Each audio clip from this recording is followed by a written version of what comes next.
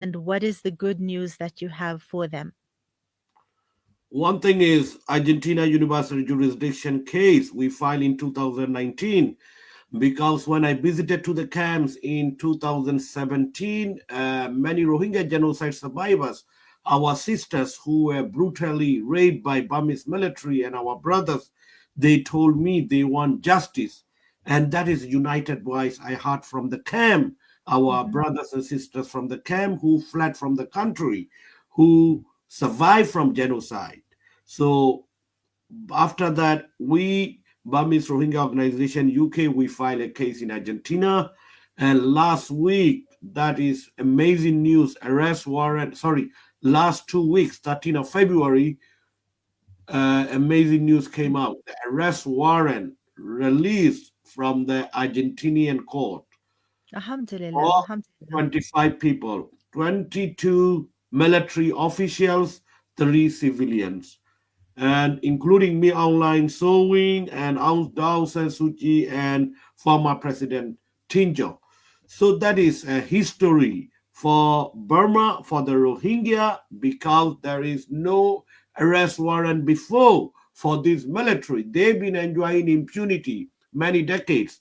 So this arrest warrant is not only for Rohingya, but for all the people of Burma who are facing crimes every Mhm. day committed by the Burmese military. So they've been enjoying impunity. This arrest warrant gives them a signal: you must end these crimes. You must stop genocide.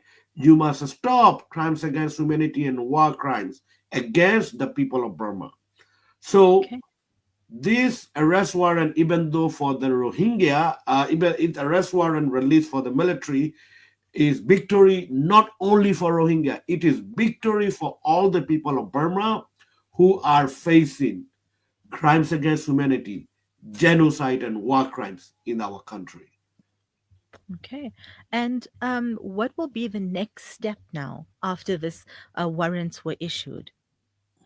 So the next step so far in these few weeks, what the court is doing is the court identifying the 25 people, Hmm. 25 individuals who are in arrest warrant list.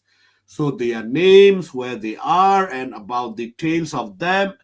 And the court very soon will send a red line notification to Interpol. So that will be the next step. Then Interpol will share that red alert notice to many countries who are Treaty of Universal Jurisdiction case. So I believe that same time we have to do, all Rohingya have to do advocacy to the countries to implement, to enforce that arrest warrant. That is very important in a few months' time. Okay. And Tinken, can you tell the listeners how this is different from the warrants at the ICC that the prosecutor is requesting? The ICC one is particularly that is from military, that is from a deportation case, which was a different case. Our case is crimes military committed on the ground, the horrific crimes they have committed. We want justice for them, the victims. So those people who committed, we want to bring them to justice. So this is a bit different way that is a deportation case in ICC one. The people who face crime, they were fled to the signatory ICC signatory country, Hmm. Bangladesh. So Hmm. that's how that case been brought through. Ours one is more broader way, included whoever involved in Rohingya genocide and Hmm. crimes against humanity and war crimes. So that is very important. So our case will be expandable, will be more individuals. We're gonna bring more. So that is particularly ICC one is only me online and top generals. Hmm. And Tunkin, maybe you can also assist us here. So the ICC case is one, but then there was also the court at the case at the International Court of Justice, and here Myanmar was supposed to. There were provisional measures against Myanmar issued. It was around 2020. Did Myanmar do anything that the court asked it to do? As far as I know, there are rejoinder coming from the Hmm. Myanmar side. So the case is almost the verdict time. Now there could be a hearing. We looking at maybe this September or October or Hmm. end of this year.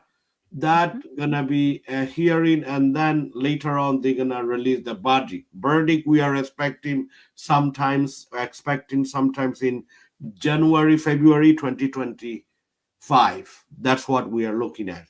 So Hmm. all the justice cases about the Rohingyas are moving forward, and we are expecting ICC in a few months' time, the arrest warrant, and then ICJ, which is state to state Gambia case. That is very important. We're looking at something good news from ICE International Court of Justice early next year.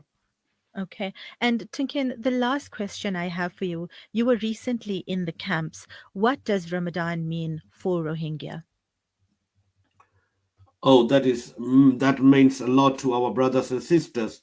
We are a people, manageable minority. We have our culture, our civilization, and our land in our country, where Arkan, Rakhine State, where Rohingyas are living. We've been enjoyed very, very good life with our rights, with our land, with our own home, with everything we had in our country. Unfortunately, this year heading to 8th anniversary of Rohingya Genocide Remembrance Day, 8 years almost now, the people are still in the camps, and there is no such better future we can see to return home.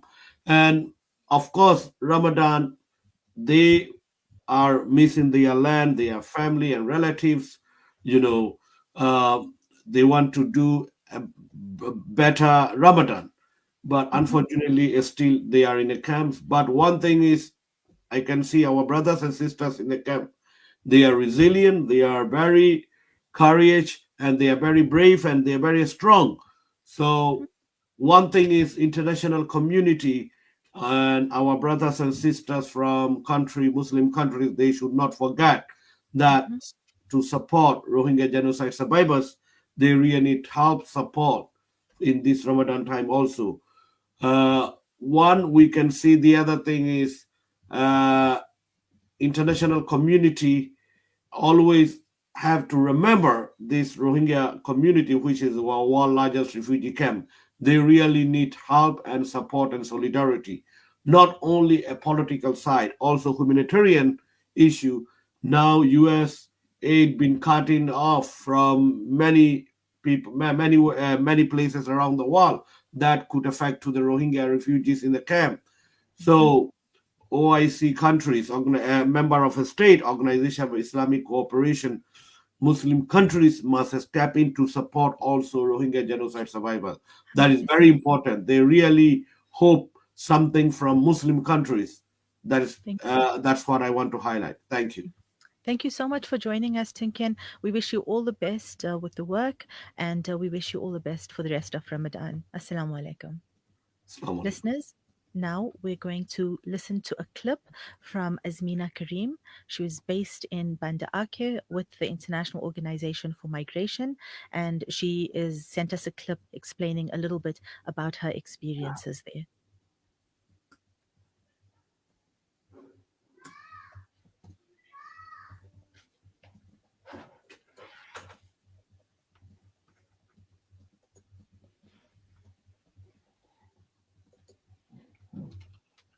Everyone. I'm Azmeena Kareem from Bangladesh, and thanks Shabnam for having me on the show today.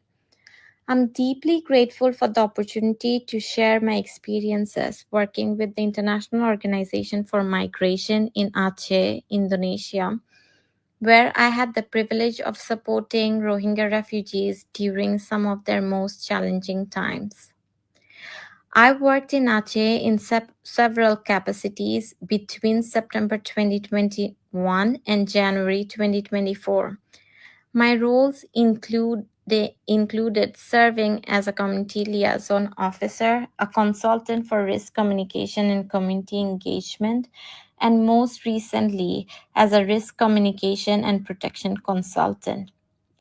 Each role allowed me to contribute to the protection and well being of Rohingya refugees, a community that has endured unimaginable hardships. For those unfamiliar, the Rohingyas are a stateless Muslim minority from Myanmar who have fled decades of persecution, violence, and displacement.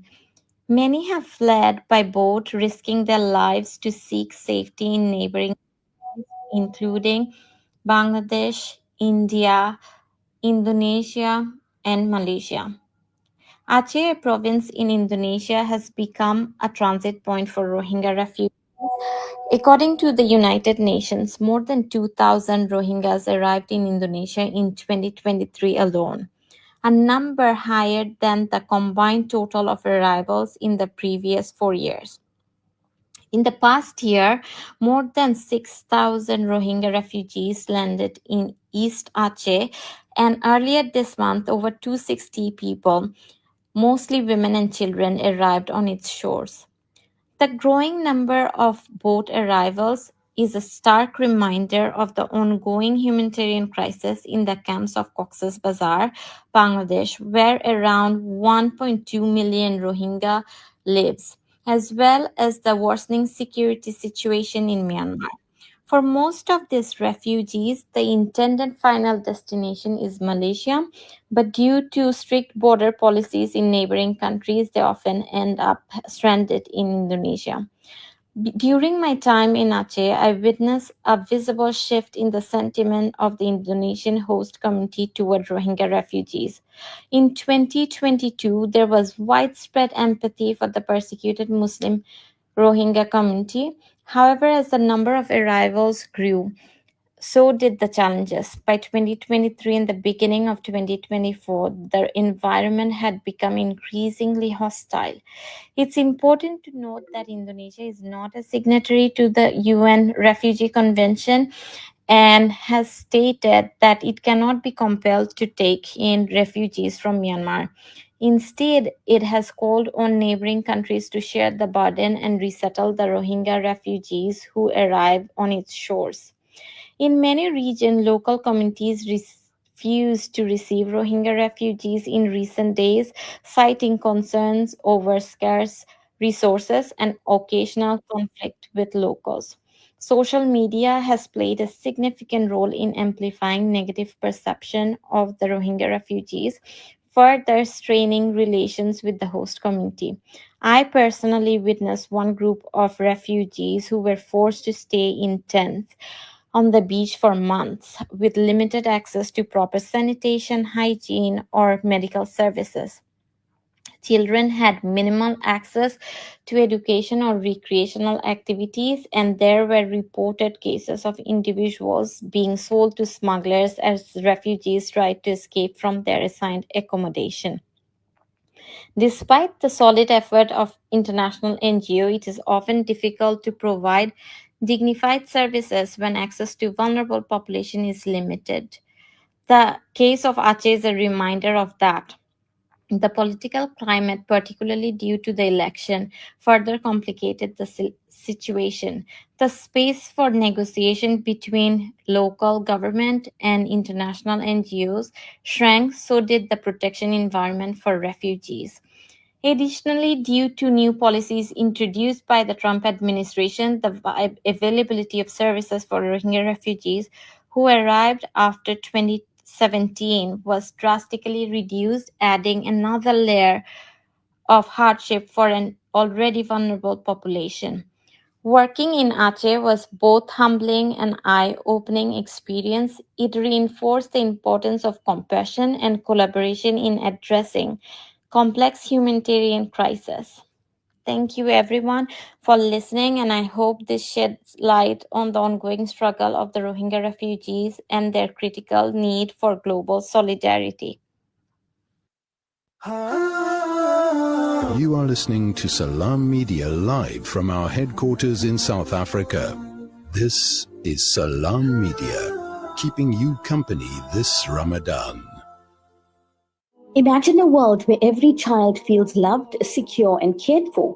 At Beit Halima Saadia Orphanage, we are not just providing a roof over their heads, we're giving orphan children a chance for a brighter future. For just 1,500 rands a month or 18,000 rands a year, you can sponsor an orphan and transform their life. Your contribution covers essentials like food, clothing, tuition, therapy, and more, ensuring they grow in a nurturing, supportive environment. Any donation is accepted as well as daily scheduled donations. EFT directly into our account. Beit Halima Saadia Orphanage, First National Bank, account number 6313-1080-078, branch code 250737, section 18A registered. Take this step today. Contact Sister Nazarene at 083 653 5669 or email info@bhscycc.co.za. You South African, of course. You anxious about the future. We've got you covered. Build on your wealth portfolio with Randry Jewelers Gold Coin Exchange. Visit us at 151 Stephen Dlamini Road, Musgrave, Durban, or call us on 031 202 4700 for more information. Randry Jewelers Gold Coin Exchange, your passport to gold investment. Join Africa Muslims Agency this Ramadan as we dig deep, reaching into the heart of the earth to fill the cups of those in need. A water well or borehole provides multiple mercies beyond clean drinking water. From education to empowerment to health. Sponsor a water well for 16,500 Rand in Africa, a borehole for 55,000 Rand in Afghanistan, or 65,000 Rand in Africa. This Ramadan, let your mercy flow with AMA. 23 nations, one table, every meal, a mercy. You know, it's a wonder how kids get anything done these days. With all the distractions, when do they even get time to study? As a mother, all I can really do is make sure they have all they need to perform at their best. That's why I choose to include Sunfoil triple refined pure sunflower oil with every meal I make. Naturally cholesterol-free and approved by the Heart and Stroke Foundation as part of a balanced eating plan. So whether I'm cooking, frying, or baking, I know every dish will be a wholesome one. Sunfoil, now we're cooking. This Ramadan, your zakah and sadaqah are more than charity. They are a duty, a lifeline to many, and your path to endless reward. Be the change with Muslim hands and transform lives across the globe. Together, we can feed the hungry in South Africa and beyond, provide clean water to communities in the most need, empower women with sustainable opportunities across 13 countries, and offer vital relief to families suffering from the conflict in Gaza, Yemen, and Kashmir. This Ramadan, make your generosity count. Be the change today. Visit muslimhands.org.za or call 021 633 6413 to donate today. Salam Media, your spiritual companion this Ramadan.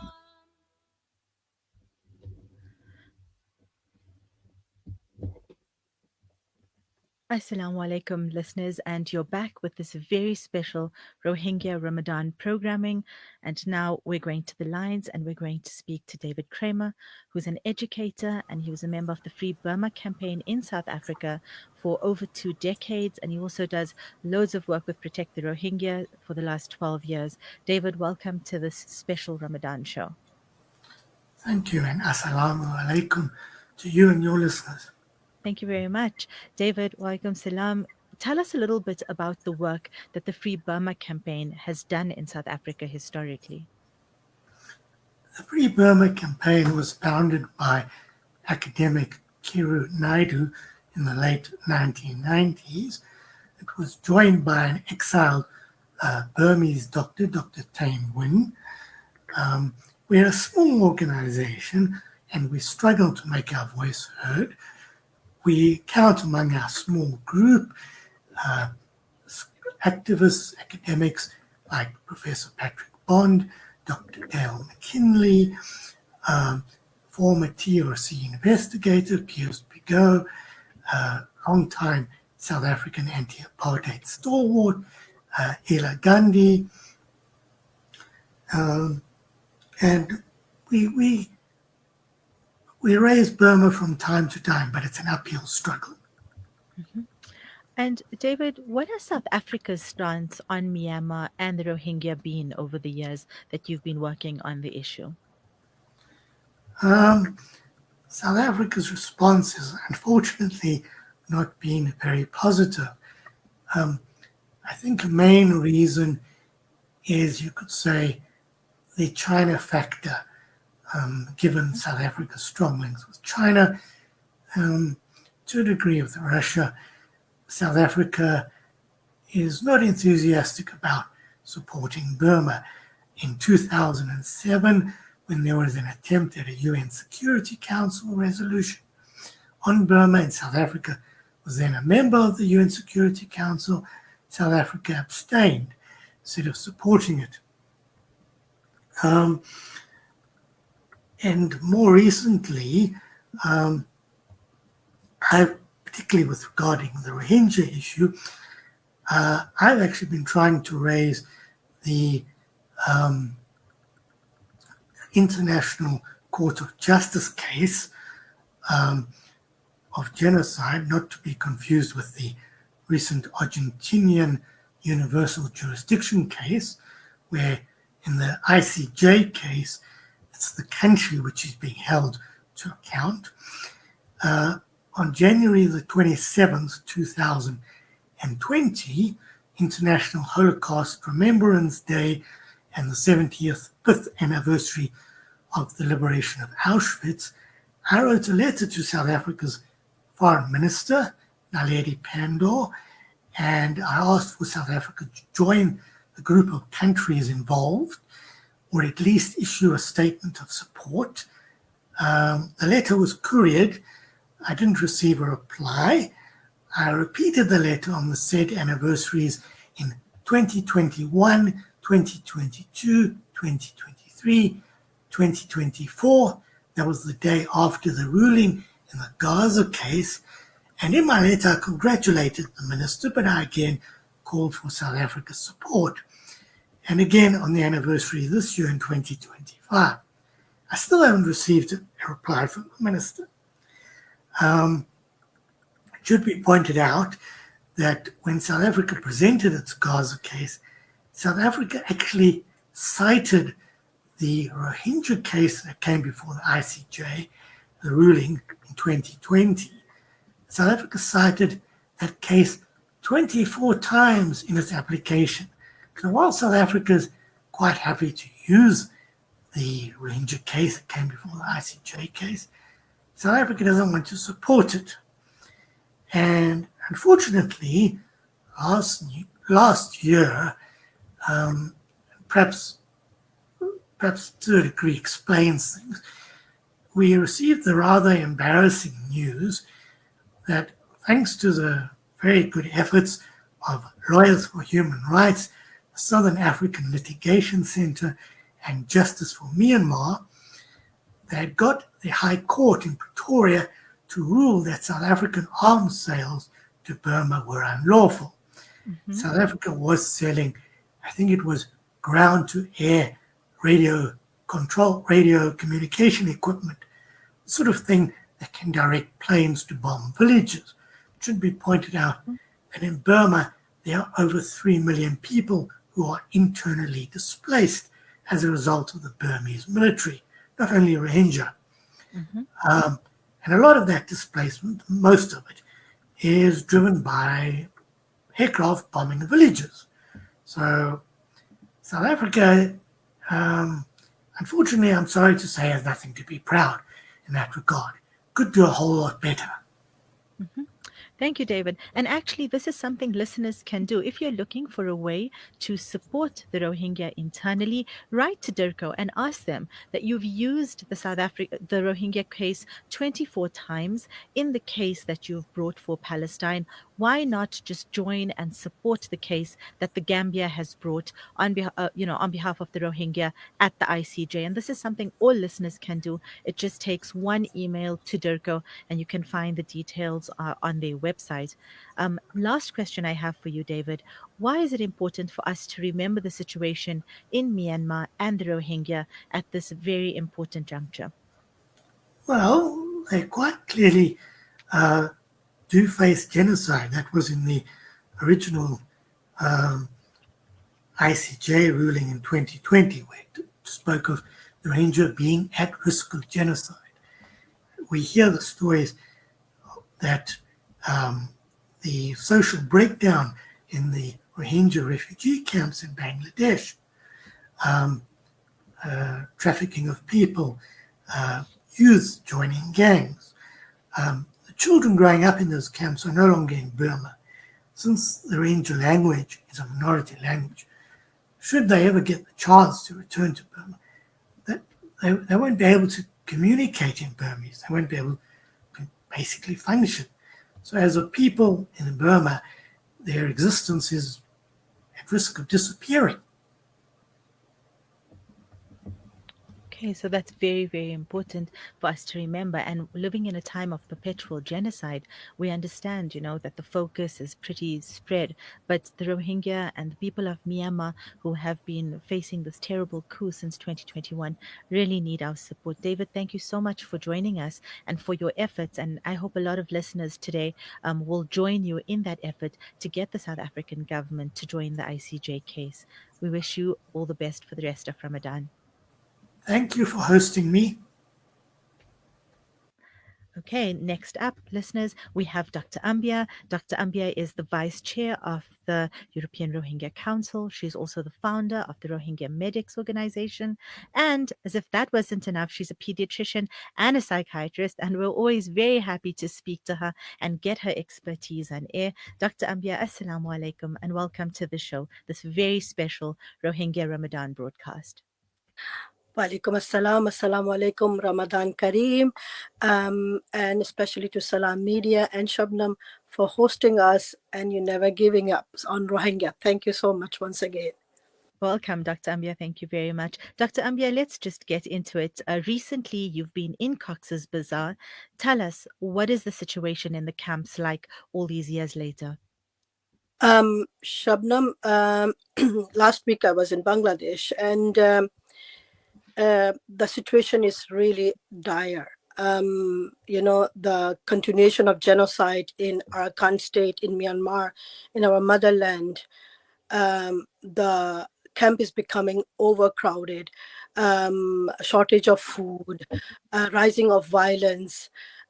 Despite of resilience, hope is really fading away, and therefore our people are already engaging in crimes, and they are disappearing. So, as I've said, instead of so much of help, and now even the humanitarian access is reducing, the situation remains dire and horrific. Dr. Ambia, how did Rohingya observe Ramadan when they lived in Arakan? What did it mean to them?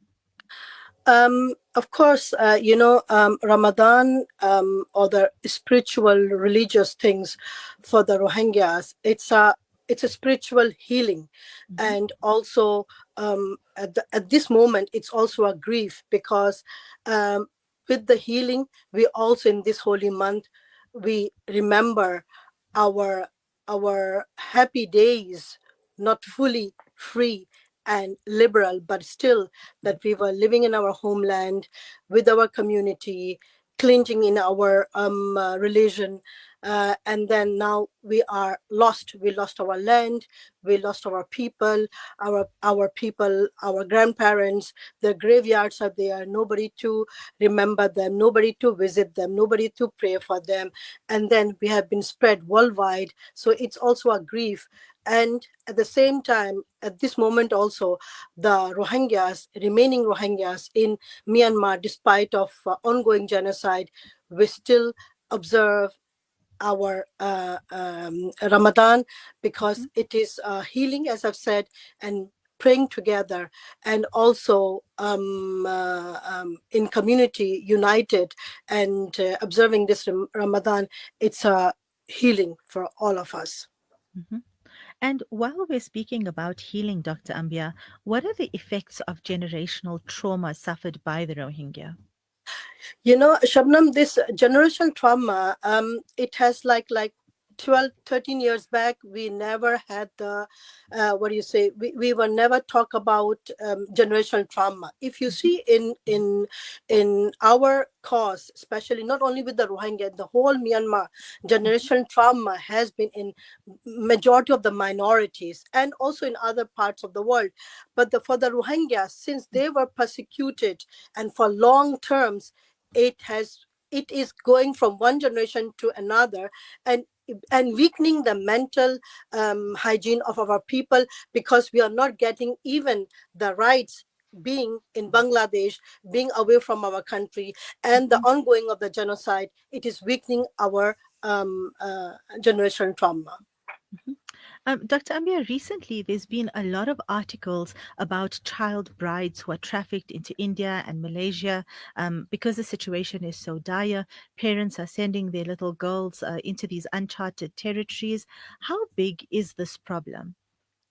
It's a growing crisis, you know. I mean, you have to understand the human nature, that when a community is been going through a genocide, and they have impacts of mental and the medical impacts on their lives, and then on their livelihood, you know. So these people are vulnerable, and due to the vulnerability, poverty, and lack of the protection, leave our girls prey to traffickers, shattering young lives and futures. And then, you know, and our people also on the ground in Bangladesh are very desperate, since they cannot take care of themselves.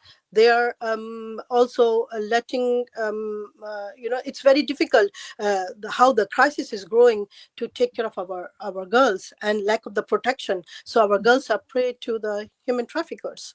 Mhm. And Dr. Ambia, the last question I have for you today is, with everything that's happening, and there's been a coup in 2021, as you said, all the ethnic minorities have been suffering in Myanmar. Are there any moves towards reconciliation between the ethnic groups in Myanmar? Shabnam, thank you very much for this question. I hope not only our Rohingyas, but also the international community and our sisters and brothers from Myanmar will be focusing on it. You know, the Rohingya crisis, it's not the only crisis, it's the main crisis. We are the minorities who went through the genocide, but still the whole Burma has collapsed. You know, we are in a situation where we all need to come together. There are different kinds of ways to help our people, political, humanitarian, and everyone is doing whatever they can. But we have to understand the root cause. After knowing the root cause, we will be able to help our country, and especially the Rohingyas. One must not forget that there is no Rohingya solution without the solution of Myanmar. And there is no Myanmar crisis solution without solving the crisis of the Rohingyas. Mhm. So we know that more than 1.2 million are already living in Bangladesh. And Burma cannot deny that. Burma cannot deny that. The minorities of the Burmas cannot deny that. You cannot just get in one click out of the map, or you cannot kill all of them. All of them will not be resettled. There will Mhm. be a majority number will be staying. And you see that the resettlement from America has stopped, and it will take 4 years. If the Republicans comes again, it will stop. So there is not a concrete solution of resettlement or staying over there. Due to the humanitarian crisis, Bangladesh cannot overtake and take this load for long periods. Bangladesh itself is a very, very poor country. I see how they suffer, So reconciliation is very, very important. But the reconciliation can be done when the repatriation will be done, when the people and we, all Rohingyas in the Myanmar, has to take these Rohingyas. We have to repatriate. Repatriation is not an option. Repatriation is not a negotiation. It's our right to go back to our country. So therefore, the reconciliation, what Myanmar should have done earlier, Aung San Suu Kyi should have done earlier with the minorities. She has done the reconciliation with a military junta, but now the whole Myanmar has to work on the reconciliation. And we Rohingyas all believe in, majority of us all believe in federal democracy. When other can self-defense, why Rohingyas cannot self-defense themselves? And as I've said, we have to work on the reconciliation, because if we were, when I started my activism, I was really focusing on the Rohingya and thinking that the Rohingyas are the only suffering or a persecuted community or the minority in Myanmar. No, there are hundred of people and the minorities. Though, as I'm very clear, Rohingya went through the genocide. The others are going through other persecution or other atrocities. But we need to focus on reconciliation. We need to accept each other. It is very fragile and emerging, but it is very, very necessary that the Rohingyas and the other minorities, we have to fight against one common enemy, that is the junta. And then, of course, Rohingyas have to fight also with the other Rakhines. But at the same time, reconciliation is very, very important. And for reconciliation, repatriation should occur, and that is our right. And we Rohingyas believe in federal democracy, and we have also the right for self-defense. Thank you so much, Dr. Ambia. It's always wonderful to hear your insights, and we wish you the best for the rest of Ramadan, and keep up the amazing work that you're doing. Assalamu alaikum. Alaikum salam. Thank you very much. Bye. With that, listeners, we're going to be going to an ad break, and we're going to come back with our last guest, Naysan Ruin.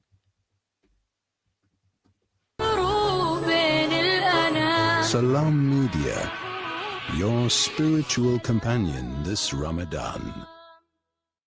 Join Africa Muslims Agency this Ramadan as we dig deep, reaching into the heart of the earth to fill the cups of those in need. A water well or borehole provides multiple mercies beyond clean drinking water.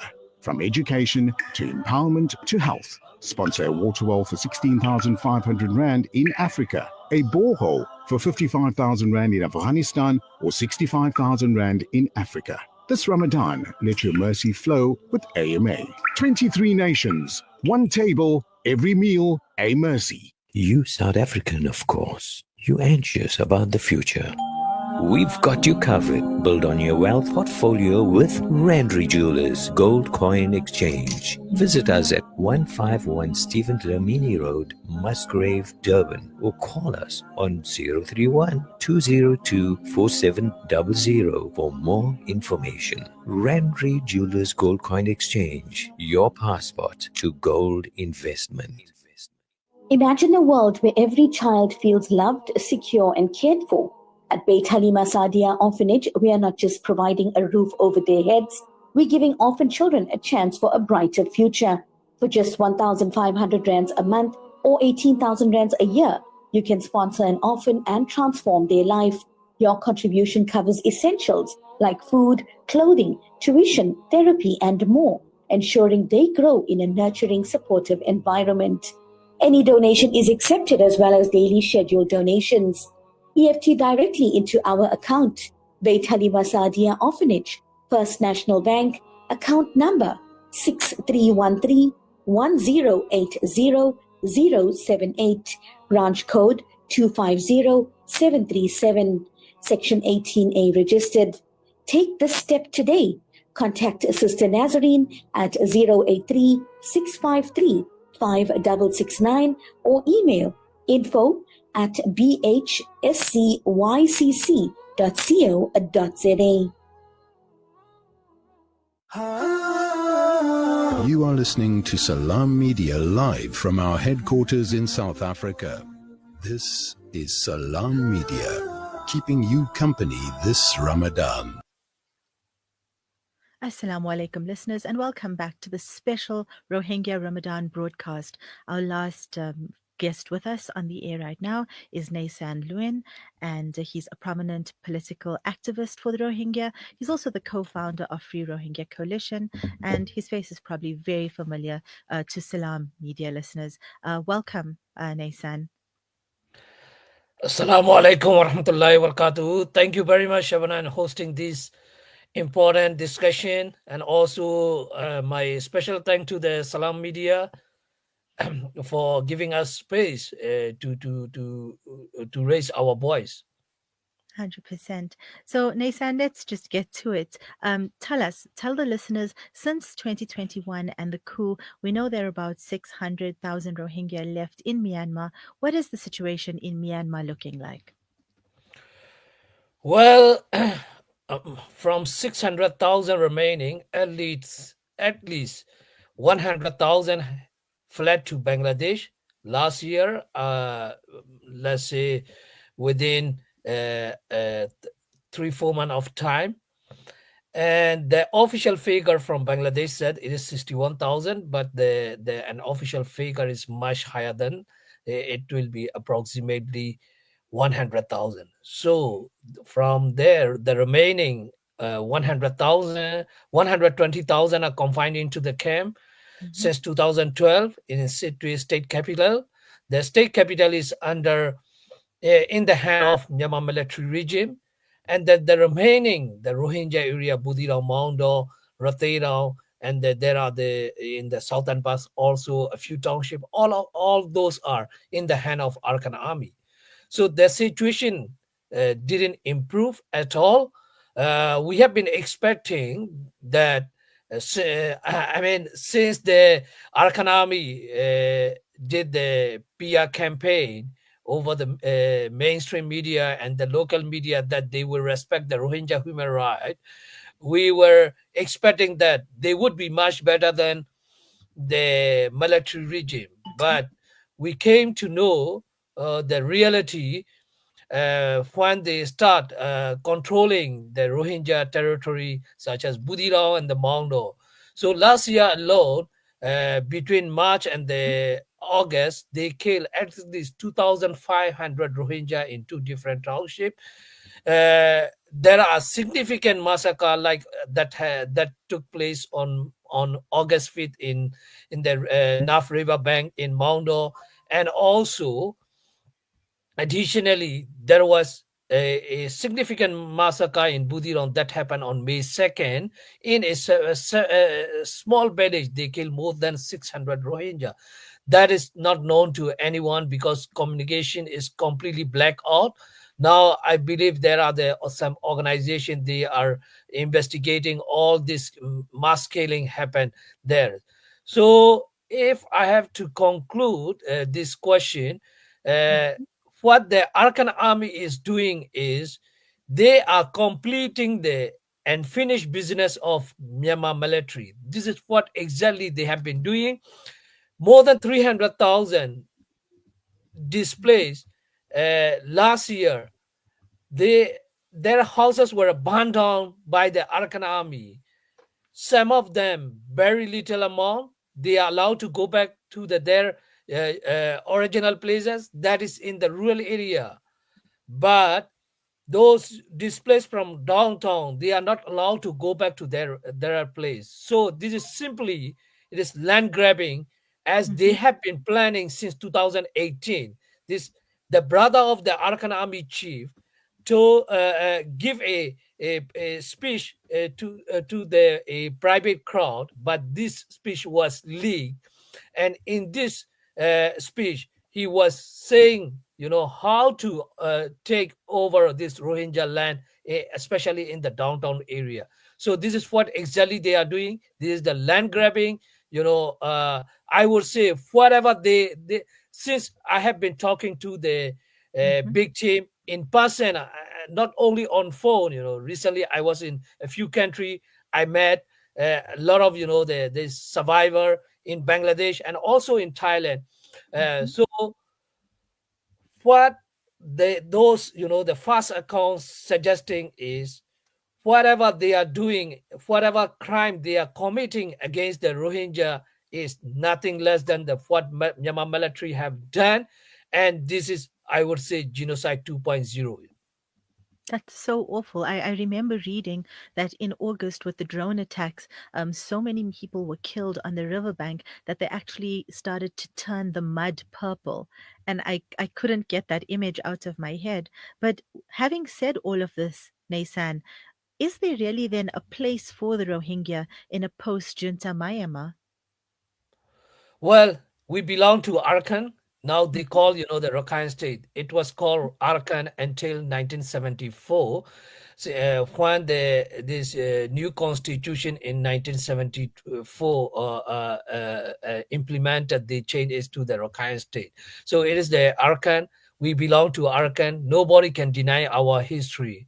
mhm, Even, they have been accusing us as if we are recent immigrant from the Bangladesh. That is not true. We have our own history, and we belong to the Arakan. We have to go back to Arakan, no matter who is, the controlling our territory. This is the our territory. This is our homeland. This is the place we will go back. We will keep trying.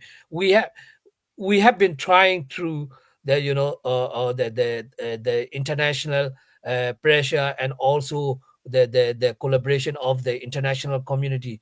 But we are a group of people. We are a people. We have all mhm, the right. We have the self-determination right. Just now also, Dr. Mbia, my sister, she mentioned that we have the self-defense rights. mhm, So we can exercise every right to get back our homeland. So this is what exactly we will do. As of now, the international community, especially, I'm thankful to the Bangladesh interim government. They are, unlike the All-State government, they have been trying a lot. mhm, So we will patiently wait what they are trying.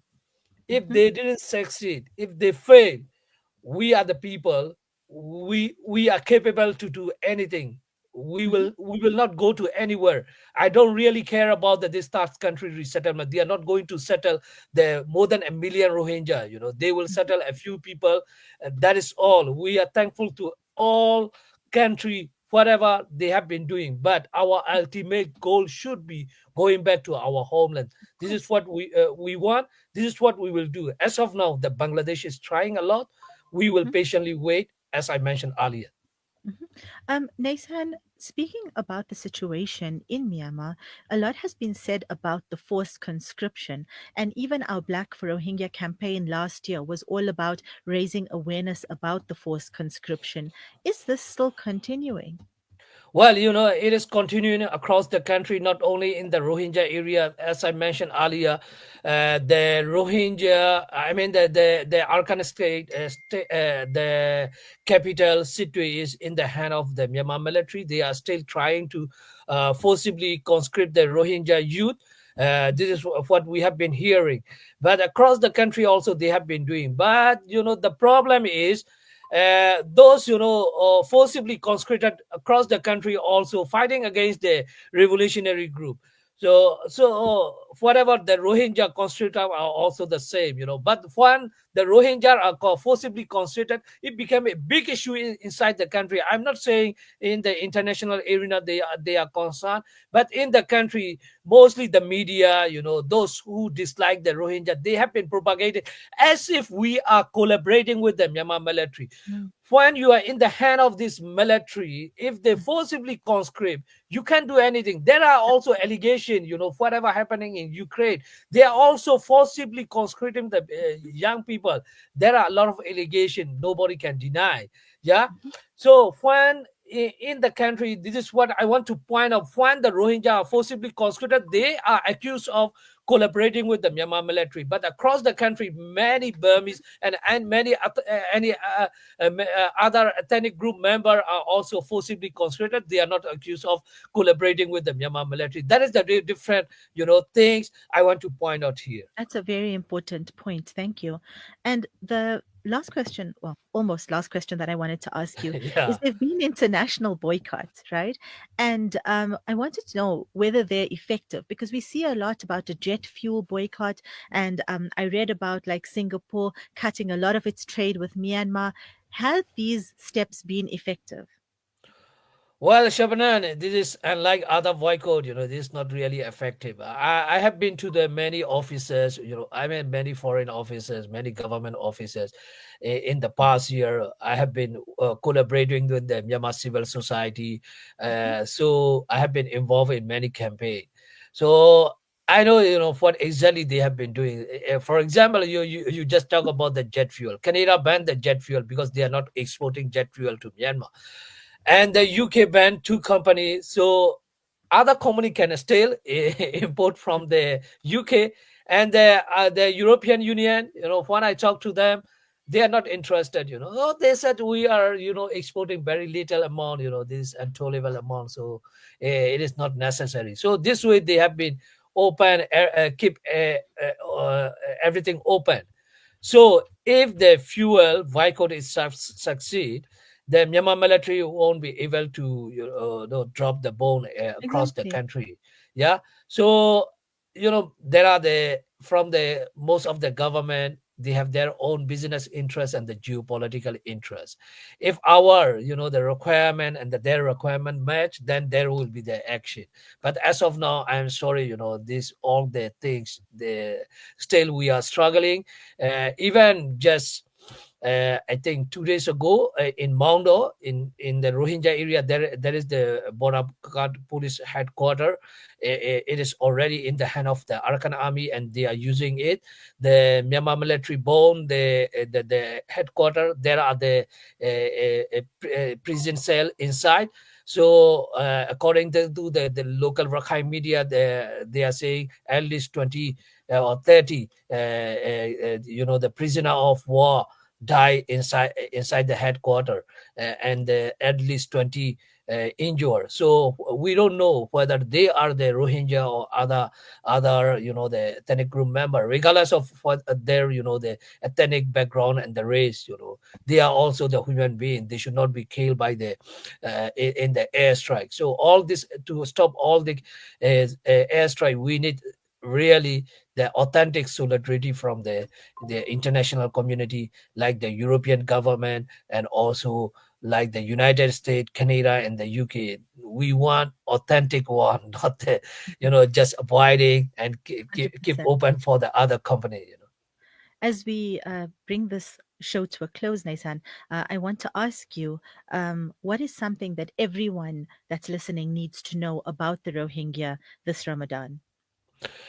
Well, I know, as I am a Muslim, and also most of the listener from South Africa, I guess they are also Muslim, regardless of whether they are the Muslim or not. There are also Christian, Buddhist, and other the religion they are practicing. They all can pray for us. That is all I want to ask, because nobody can pressure all this, who has the power. But at least pray for us, especially in the Ramadan. Your dua, your prayer will be answered by the Almighty Allah. This is what we need. For the Ramadan, I have only this request. After the Ramadan, you can still push your government, especially the South African government. They are the bravest one in the world, as far as I would say, uh, as of now. So despite there are a lot of threat, they are still going ahead with the case at the International Court of Justice. This I really appreciate the South African government. So as the all the listeners are from the South Africa, I would like to advise you, suggest you, request you to push your government to do anything they can for the Rohingya, to stop the Rohingya genocide, to push to help the Bangladesh government, so the Rohingya can go back to their homeland anytime soon. Naisan, thank you so much for joining us, and we wish you and your family all the best for the rest of Ramadan. Jazakallah khair. Thank you so much, Shabanam, and also the Salam Media. Thank you very much. Assalamu alaikum wa rahmatullahi wa barakatuh. Alaikum salam. So, listeners, that brings us to the end of this very special Ramadan Rohingya programming. Generally, Protect the Rohingya likes to support a small organization with a big heart, Colors of Hope. They have iftar and sahur packs, but also for many years have been running the Rice for Rohingya project. And now, with the aid cuts by the US, there are many organizations contributing to the Rohingya in the camps. Please be sure to support them. Also, as David told you, write to DIRCO and ask them to join the ICJ case for the Rohingya the same way that they are currently bringing the case for Palestine. For Palestine, all they need to do is join the other countries who have already brought the Rohingya case in 2020. And then a special thank you to Abdusalam and Zahra and Ponti for helping with the show today. And from myself, Shabnam Mayed, I wish you all the very best for Ramadan. Please remember us all in your du'as, and may Allah accept from all of us this Ramadan, inshallah. Assalamu alaikum.